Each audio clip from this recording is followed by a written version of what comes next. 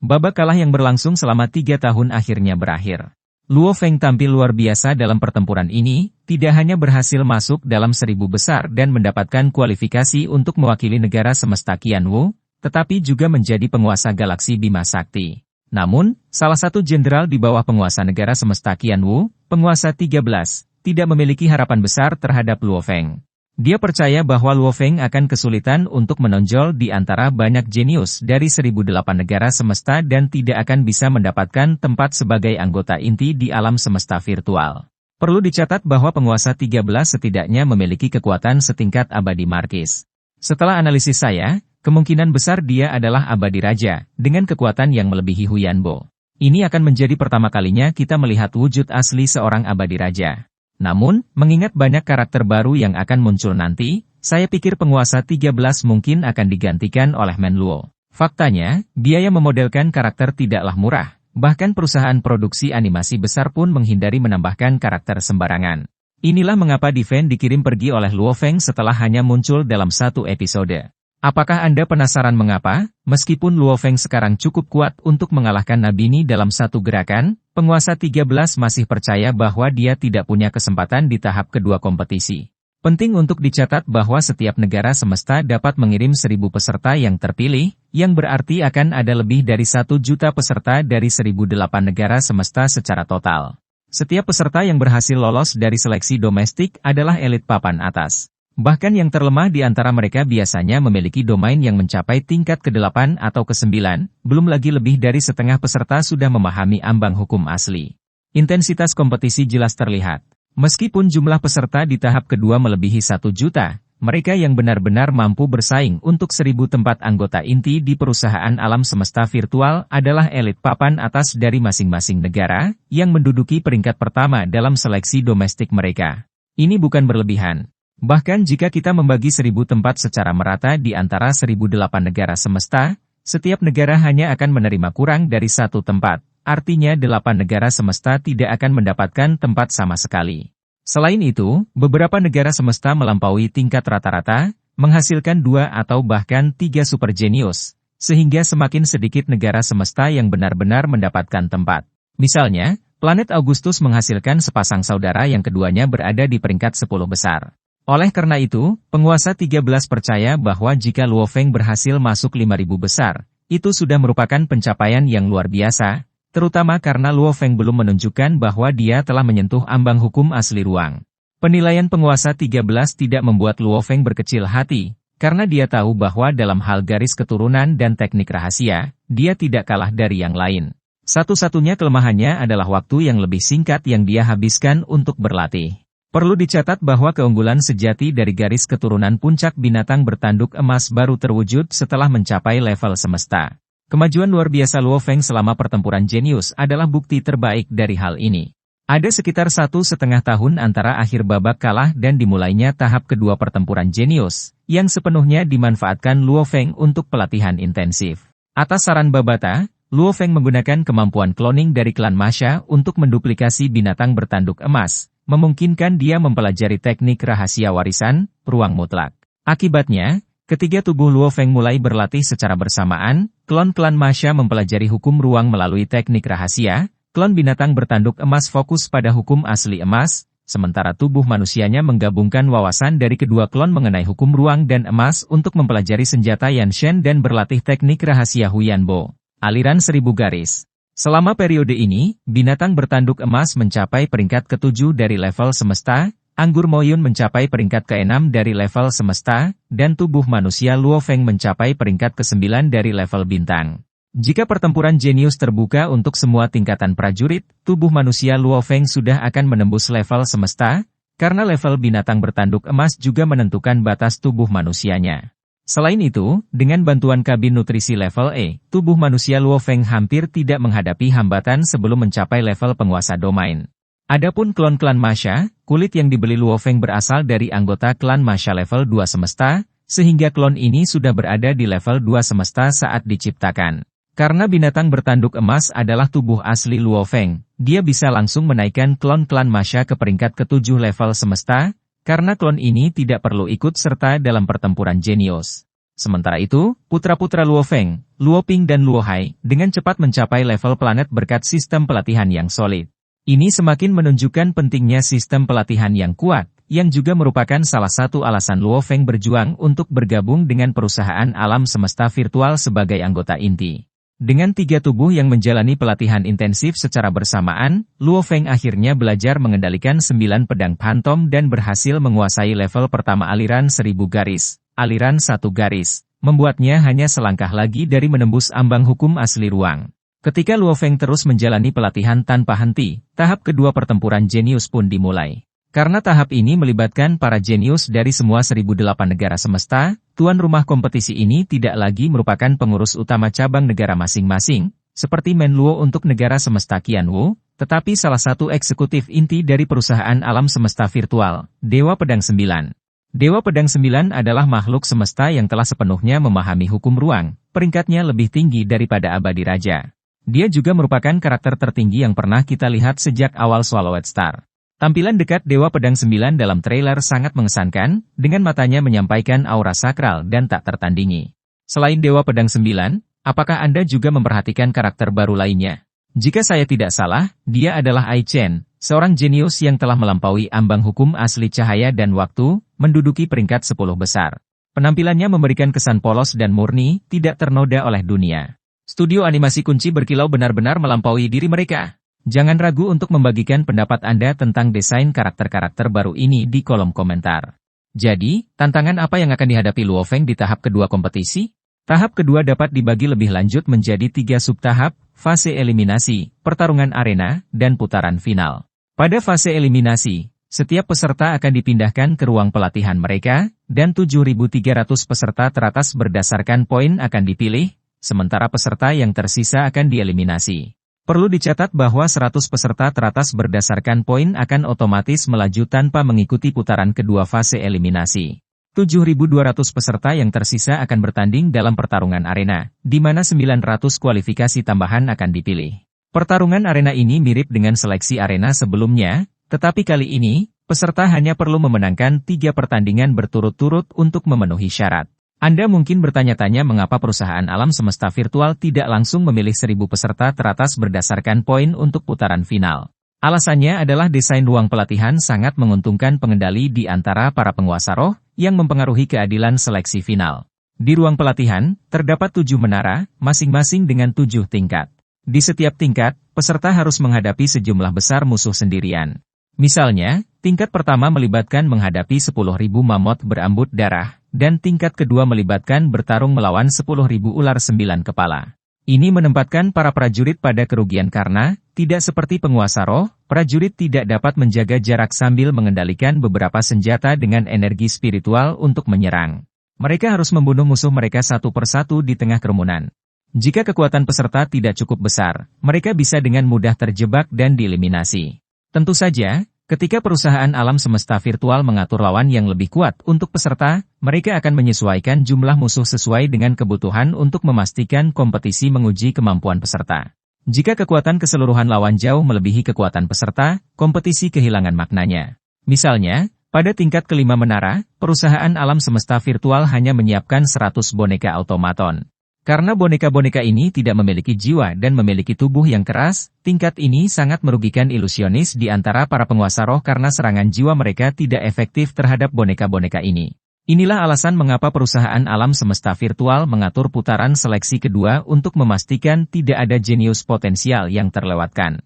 Meskipun Luo Feng, sebagai penguasa roh tipe kontrol, memiliki beberapa keuntungan di ruang pelatihan, pemahaman tubuh manusianya tentang hukum ruang masih kasar karena telah berlatih dengan klon klan Mosha kurang dari setahun, sehingga sulit untuk melewati ambang batas. Untuk mengatasi kekurangan ini, Luo Feng cerdik memanfaatkan aturan permainan untuk mendapatkan lebih banyak waktu untuk perbaikan. Menurut aturan, setiap peserta memiliki 10 hari per tingkat untuk mengalahkan semua musuh dan dapat bertarung sesuai kecepatan mereka sendiri. Jika semua musuh di setiap tingkat dikalahkan, mereka dapat pindah ke tingkat berikutnya. Luo Feng menggunakan aturan ini untuk keuntungannya dengan menunda selama mungkin, ia menunggu hingga mendekati batas 10 hari sebelum membunuh musuh terakhir. Dengan cara ini, ia mendapatkan lebih banyak waktu untuk berlatih. Luo Feng maju dengan stabil. Ketika ia mencapai tingkat ke-7, Ia terkejut dengan apa yang dilihatnya, sebuah entitas kolosal yang menyerupai peninggalan peradaban kuno nomor 31, Pegunungan Shenongjia. Menurut informasi yang diberikan oleh perusahaan alam semesta virtual, itu adalah sarang Zerg, sebuah eksistensi yang mengerikan. Ingatan warisan dari binatang bertanduk emas juga memberitahu Luo Feng bahwa bahkan sarang Zerg yang paling lemah berada di tingkat penguasa dunia.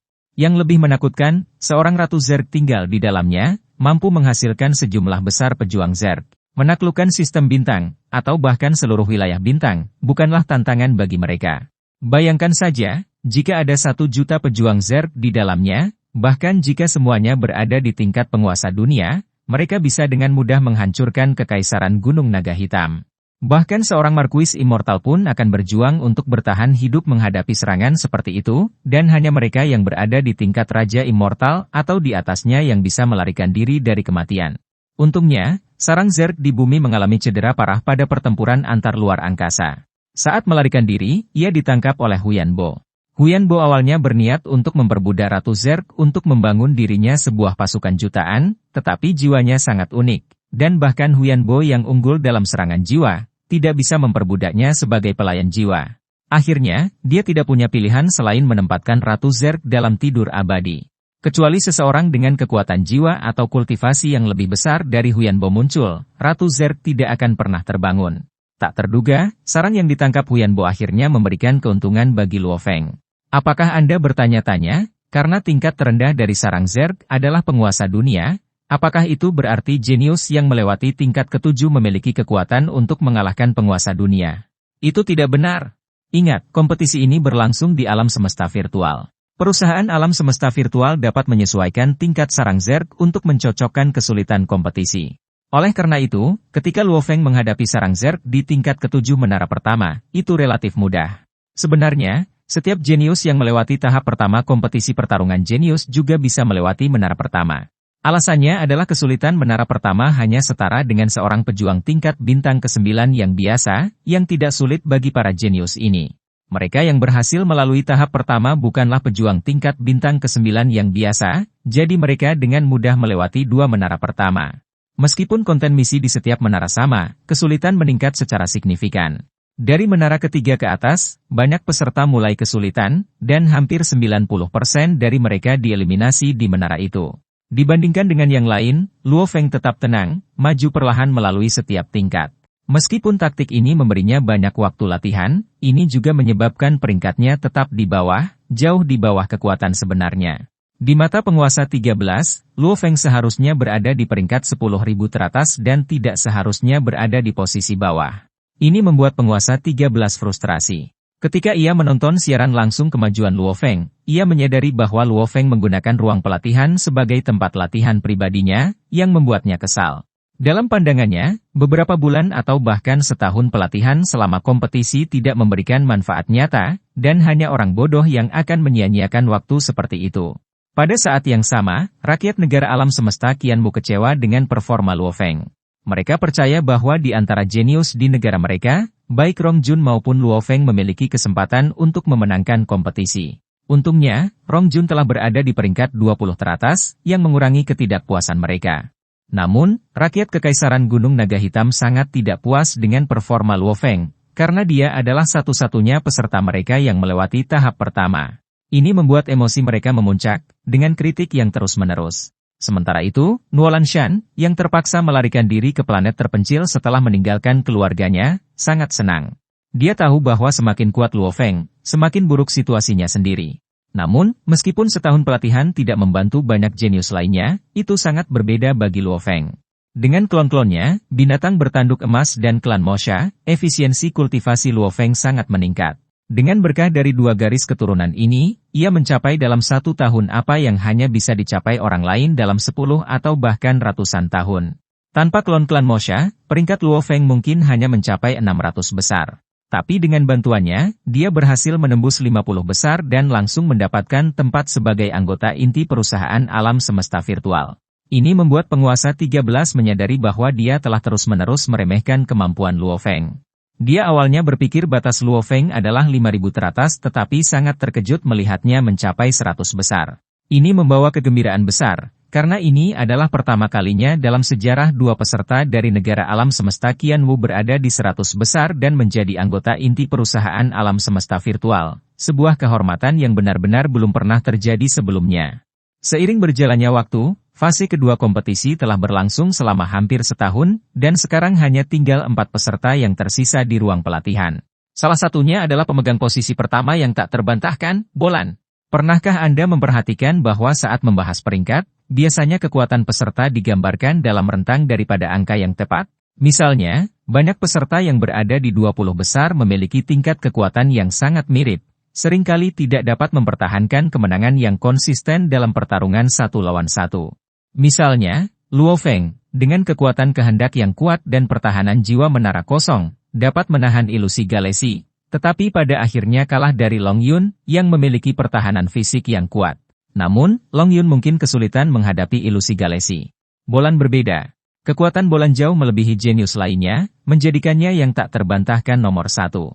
Dia adalah satu-satunya peserta yang berhasil menyelesaikan semua 7 tingkat menara ke-6.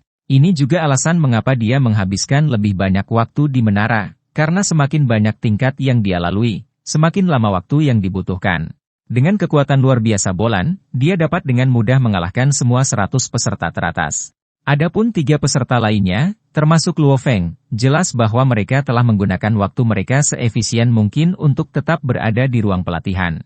Meskipun kekuatan mereka jauh lebih rendah dibandingkan dengan Bolan, fakta bahwa mereka tetap selama ini menunjukkan bahwa mereka masih cukup kuat. 2 peserta lainnya selain Luo Feng gagal menyelesaikan semua tingkat menara ke-5, berhenti di 30 besar. Namun, Luo Feng, setelah 340 hari, sekitar 1 tahun di ruang pelatihan, akhirnya melewati tingkat ke-6 menara ke-5. Ketika dia mencapai tingkat ke-7, dia menyadari bahwa sarang Zerg telah meningkat kesulitannya secara signifikan, dengan kecepatan dan tingkat produksi pejuang Zerg meningkat pesat, menimbulkan tantangan yang jauh lebih besar. Meskipun tubuh fisik Ratu Zerg relatif lemah dan bisa dibunuh dengan mudah oleh pejuang tingkat bintang biasa, dia adalah penguasa roh yang kuat yang ahli dalam ilusi dan pesona. Dia unggul dalam menggunakan pejuang Zerg untuk menyerang musuh-musuhnya. Dengan perlindungan dari sarang yang kokoh dan sejumlah besar pejuang Zerg, Luo Feng merasa sulit untuk membunuh Ratu Zerg secara langsung. Selama Ratu Zerg masih hidup, pejuang Zerg akan terus diproduksi, dan kecepatan pembunuhan Luo Feng tidak bisa mengikuti kecepatan produksi. Dalam situasi sulit ini, tekad dan kekuatan kehendak Luo Feng memungkinkannya merasakan fluktuasi ruang. Setelah 1 tahun pelatihan terus-menerus, klon-klan moshanya memungkinkan dia untuk menembus ke tingkat kedua dari teknik terbang aliran 1000 garis, 9 garis aliran, dan pemahamannya tentang hukum ruang akhirnya mencapai ambang batas. Ini menandai lonjakan kualitas dalam kecepatan. Dibandingkan dengan teknik sebelumnya, kekuatan Luo Feng meningkat secara dramatis. Bayangkan membagi area di sekitar Luo Feng menjadi grid 9 kotak. Dia dapat dengan instan berpindah posisi dalam sembarang dari 9 kotak ini dengan kecepatan yang sangat luar biasa. Faktanya, dia dapat menyelesaikan perpindahan cepat ini dalam waktu kurang dari 0,01 detik. Peningkatan kecepatan ini setara dengan Luo Feng memiliki 9 tubuh sekaligus. Yang lebih penting, semua 9 tubuh dapat menyerang secara bersamaan. Kemajuan signifikan ini memungkinkannya menyelesaikan tingkat ke-7 menara ke-5. Namun, itu masih belum cukup baginya untuk melewati tingkat pertama menara ke-6. Lagi pula, Luo Feng masih belum bisa menciptakan 1000 ilusi seperti Bolan. Pada akhirnya, Luo Feng berhenti di tingkat pertama menara ke-6, menyelesaikan di peringkat ketiga secara keseluruhan. Ini sangat menyenangkan penguasa 13, yang bahkan mulai curiga bahwa Luo Feng mungkin adalah jenius yang dibina oleh penguasa dunia yang kuat atau seorang immortal. Apakah Anda penasaran tentang bagaimana Galaxy, ahli ilusi, tampil selama di ruang pelatihan? Banyak immortal percaya bahwa, selain Bolan, tidak ada jenius lain yang bisa menahan ilusinya. Namun, menara tidak menguntungkannya karena boneka otomatis, yang tidak memiliki jiwa, tidak terpengaruh oleh ilusinya. Meskipun demikian, Galaxy masih berada di peringkat 189 secara keseluruhan. Tetapi peringkat ini tidak sepenuhnya mencerminkan kekuatan sebenarnya, itulah sebabnya akan ada putaran kedua dari fase eliminasi. Saya akan menjelaskan lebih banyak detail menarik tentang putaran kedua di video-video mendatang. Itu saja untuk video ini. Terima kasih telah menonton video ini. Semoga Anda memiliki hari yang menyenangkan.